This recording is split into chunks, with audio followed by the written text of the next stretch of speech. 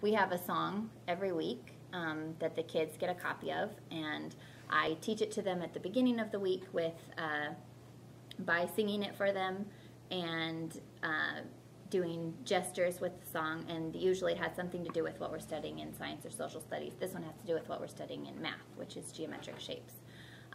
So they like it, the song's fun, the song's interesting, and it has key vocabulary that we're learning. So when I presented the song at the beginning of the week, like I said, I sang it, and then they got to sing it along with me, and then they all get a copy in their books, in their songbooks, and we went through and found circles, and they drew a circle around circles. We found the word triangles, they drew a triangle next to the word triangle, same with rectangle, square.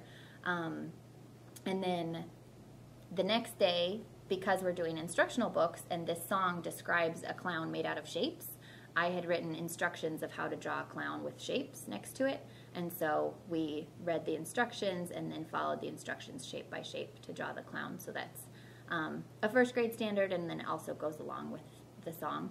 And then the next day we looked for our high frequency words in the song, and I pass out highlighters and they can highlight all the high frequency words that they find, and then that helps the kids who are maybe not tracking as well when we sing the song together, so that when those highlighted words come up, or the same with the vocabulary words, circles, triangles, rectangles, oh, there's a circle there, we just said circle, I can help find it. Total physical response, I think, first of all, helps keep them up and moving because I'm working with young kids.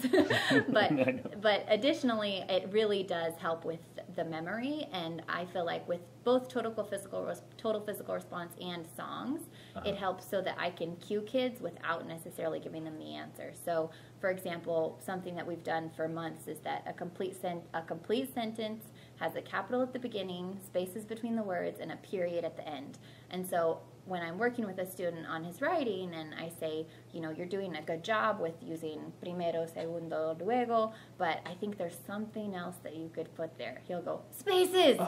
Because I am doing the gesture that went with the concept that he learned. And then same thing, like with the counting by five song, if someone's having trouble counting by fives, it can be like, dun, dun, dun, dun, dun, dun, dun. Or the song we were doing when we were lining up La H muda is to help them with spelling. So it's a bunch of words that have the letter H that doesn't say anything in Spanish. And so then if they're writing hacía and they don't have an H at the beginning, I can be like, dun, dun, dun, dun, dun, dun, wow. Dun, and they're like, oh, tiene la H muda.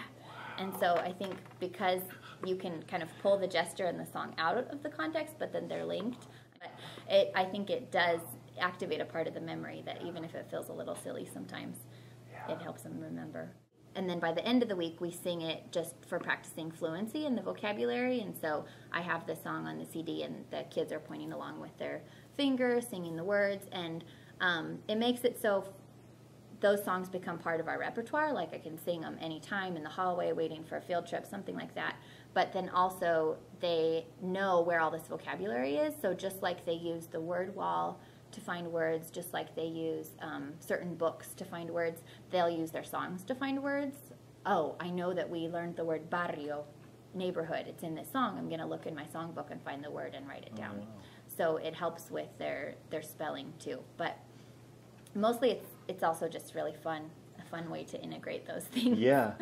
Well, what can you tell those folks, maybe like myself, who I'm about to run out of time, but who don't feel that comfortable with music? You know, like just it's hard and scary if you're not somebody who's comfortable with it.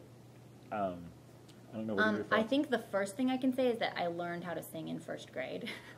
I really did not know how. My family is not a musical family at all, and I was one of those people that thought like I just didn't have a voice and it didn't matter and I couldn't figure it out. And my first year I realized that they thought I was great no matter what. Teaching first grade, I learned how to sing because it's what kept them with me. And so when I was singing, then they were there, and it was worth it to try.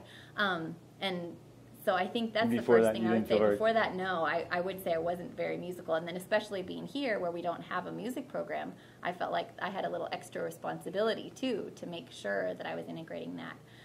But using a CD, I think you do need to be a good model of singing, and you need to teach the kids that it's not yell, or it won't be very nice for you either. Right.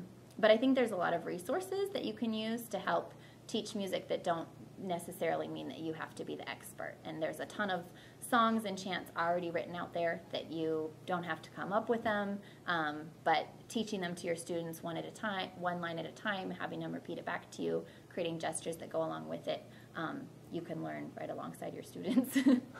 Thank you. That's very encouraging. Yeah. And I want you to at least have 10 minutes to eat your soup. Okay.